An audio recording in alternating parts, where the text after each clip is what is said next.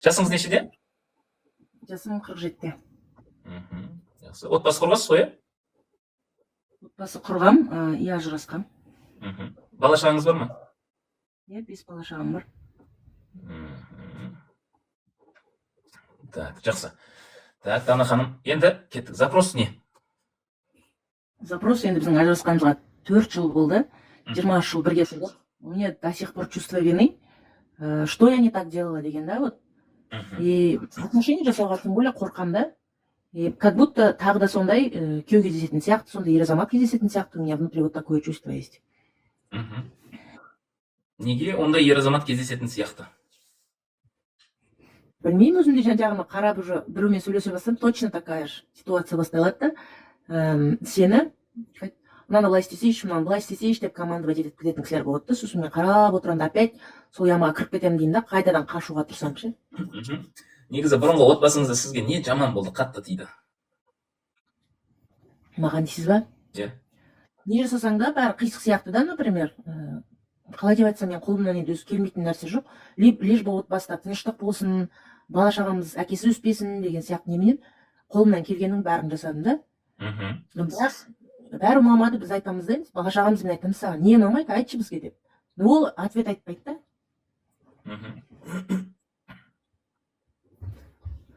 Өзінен өзі ашуланып, өзінен өзі лақтырып, вот такое ощущение. Аналарың былай емес, аналарың мынандай дұрыс емес деп ше.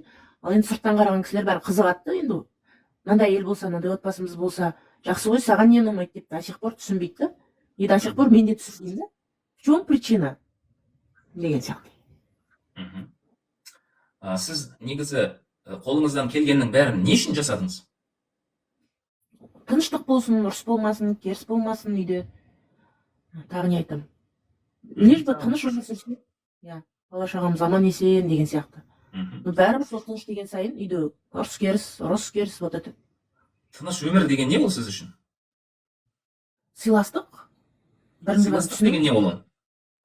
Қазір обобщенный да, Дана, қараңызшы. Мен сізді бұл жерде біз бір-бірімізді енді танып жатырмыз. Сол себепті менің сізге бір қап кеткен ақым жоқ, сізді бір позор етейін деп жатқан жоқпын. Мен просто сіздің запросыңызды ашқым келіп жатыр да. Сол себептен мен бір сұрақтарды бүйтіп шұқып түбіне дейін сұрайтын бір варианттар болады. Сол кезде сіз өзіңізді спокойно ұстай беріңіз, иә? Нормально, ол нормально. Енді қараңыз, тыныш өмір дегеніңіз не ол? Тыныш өмір деген ұрыс керіссіз, сыйластықпен, бірін-бірі түсініп деген сияқты. Иә. Енді біз Дана тыныш өмір, ұрыс керіссіз, сыйластықпен өмір сүріп жүрген кезде Дананың өмірінде не болып жатыр? Қазіргі сәтте ме? Жоқ. Егер сондай тыныш өмір болса. Жақсы.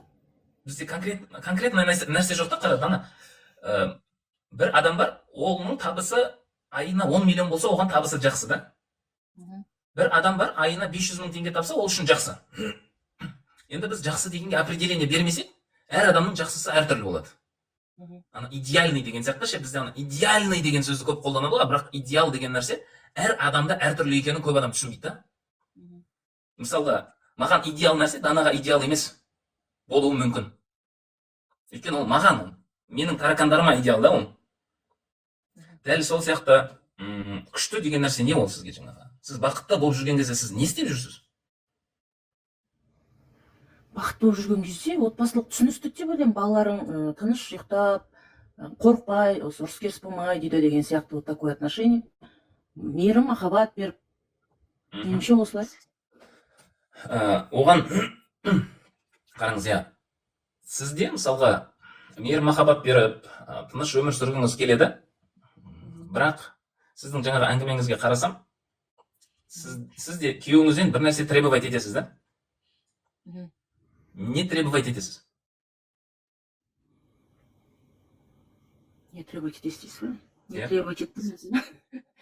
Мен ештеңе требовать етпеген ғой, наоборот, мен ештеңе требовать етпеген. Ақша сұрама, айналайын, ұрыспасаң болды, айналайын. Тек ұрыспасаң болды, осы айналайын. Осы үйдегінің бәріміз жабылып істейміз, сен осы ренжімесең болды дейміз да. Ақша сұрап көрме, анандай нәрсе сұрап көрме. Сен мынаны әкел, ана мен анда апар деген нәрсені мүлдем сұрап көрмепті. Солай сұрап көрмеген адамның, мысалға, мен мына жақтамын деп айтып тұрмаған адамның қадірі болмайды көбінесе. Сұрау ол өз алдына нәрсе да негізі. Сұрау. Мысалға, бала шағаны да жұмсау. Әйел кісілерден көп мен байқайтын нәрсе, бала шағаны да жұмсамайды.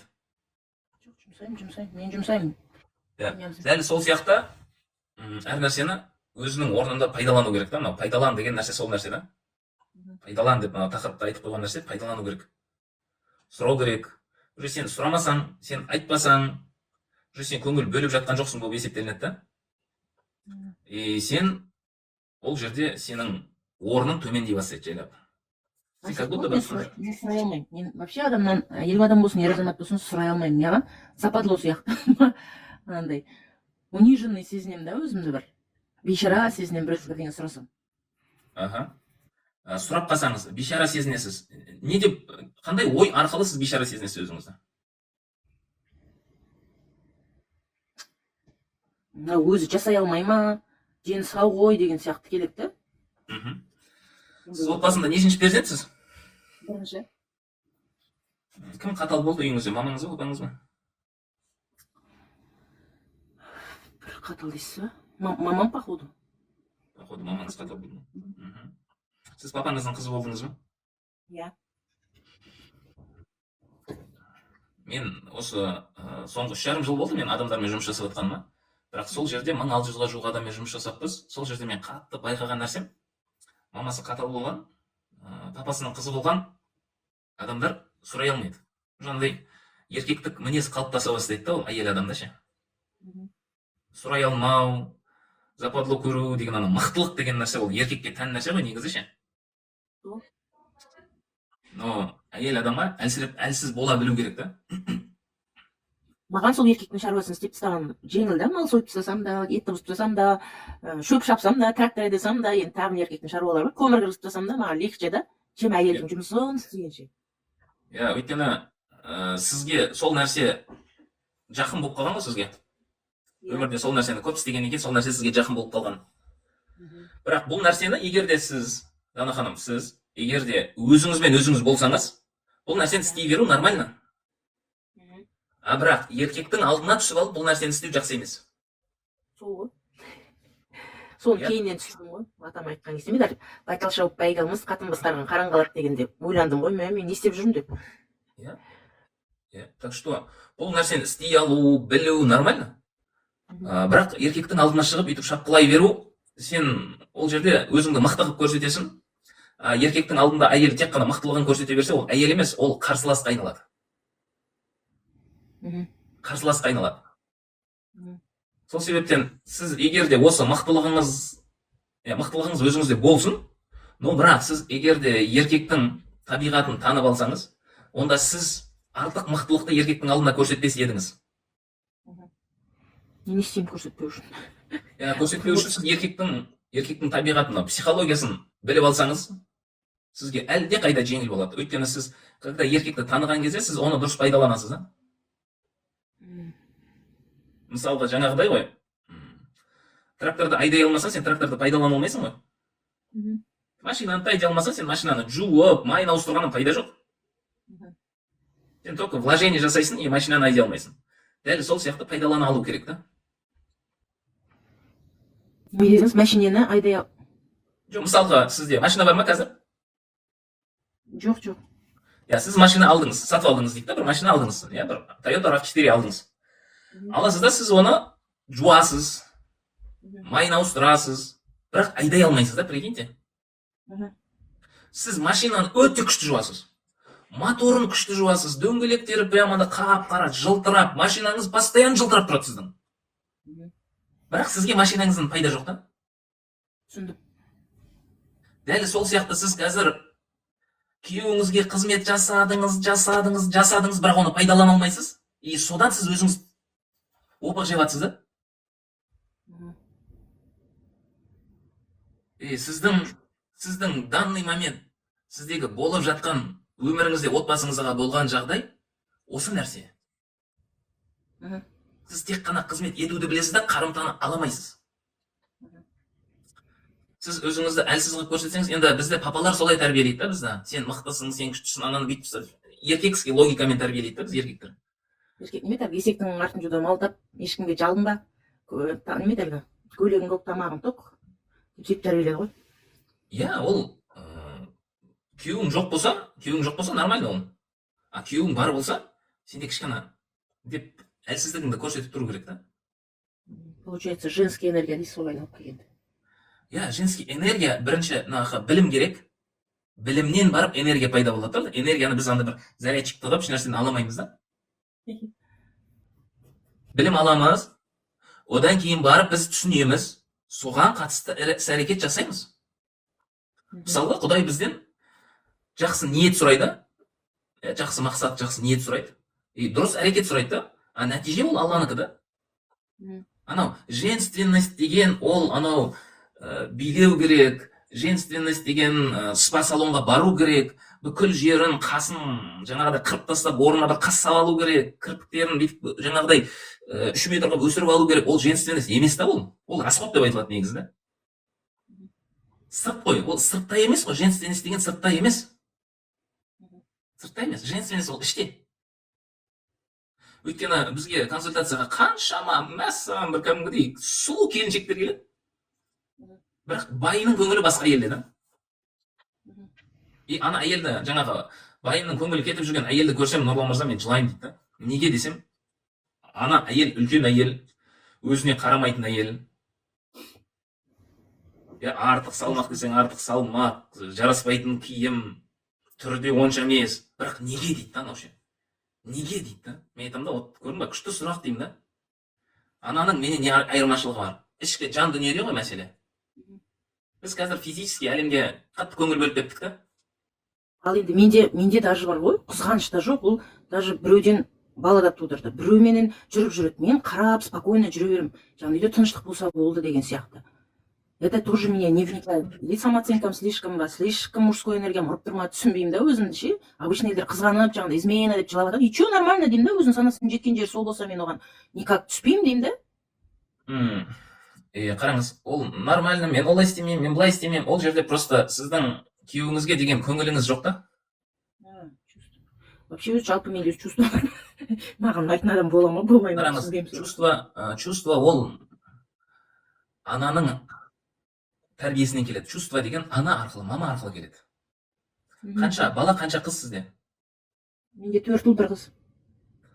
4 ұл, 1 қыз. Енді анау жігіттерге де, қыздарға да чувство, нормальный чувство болу үшін, оларда жақсы, нормальный сезім болу үшін сіздің неңіз керек, көмегіңіз керек. Әсіресе қызға. Өйткені сіз осындай мужской энергияңызды, сіз бүйтіп айына қатесіз балдарыңызға бере аласыз да. Жұмсақтық керек үйге. Мама деген жұмсақ болу керек. Уақытысында, постоянно қатты болып жүру емес. Уақытысында жұмсақ болу керек, уақытысында қатты бола алу керек. Нормально қатты болу. Бірақ жұмсақ бола алмау деген жақсы емес. Жұмсақ болу үшін да жайлап өзіңізбен жұмыс жасау керек. Өзіңмен жұмыс жасау деген нәрсе, ол үшін ұстаз керек. Ұстаз дейма, коуч дейма, психолог дейма біреу керек. Чтобы сізді тыңдап, осылай сізді тыңдап, қазір сіз біраз нәрсе түсініп жатсыз, ойыңыз, миыңыз жайлап жұмысқа кірісіп жатыр ма? Жаңа информация, өзіңнің көрмей жүрген нәрсеңді уже көрдің. Ең кайфовый нәрсе осы инсайт деп айтылады да ол. Сен көрмей жүрген нәрсені көресің да, мына жерде екен ғой дейсің да. Ең кайфовый нәрсе.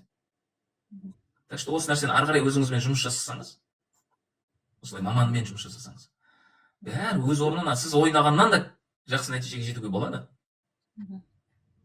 Ең бастысы сіз қаласаңыз да. Сіз сол жолды таңдасаңыз.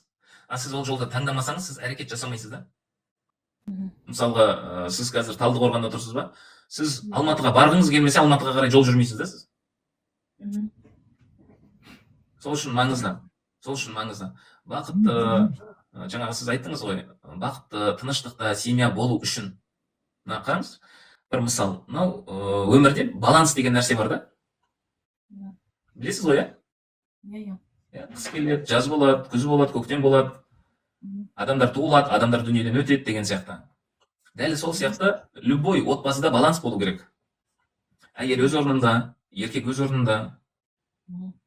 Сөйтіп екеуі бір тек қана физически мынау менің байым, мынау менің қатыным деп емес, ол отбасы деген ол рухани жақындастық та. Ол рухани жақындастық, ол чувствомен, сезіммен. И солай ата-ананың рухани жақындасқаны бала шағаға қатты сезіледі.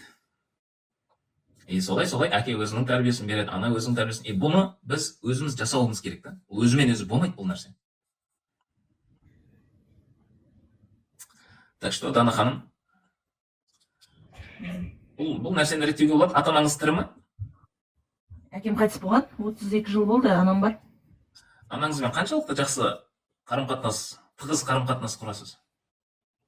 Анаммен қарым-қатынасым жақсы, бірақ мама бізде анандай да, біз әлде күйеу қылып алған ба, әлде бала позициясында ма, біз мамамнан мен бүйтіп сұрай алмаймын да, мам, осылай бола ма, мынандай қиналып жатырмын, мен былайынан айтасыз ба ақыл десем, ондай етпейді да, наоборот өзі қиналса маған звондайды да, не істеймін деп.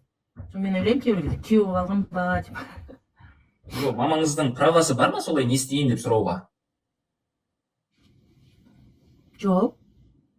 Баладан сұрауға. Баладан сұрауға мамаңыздың правасы жоқ па сонда?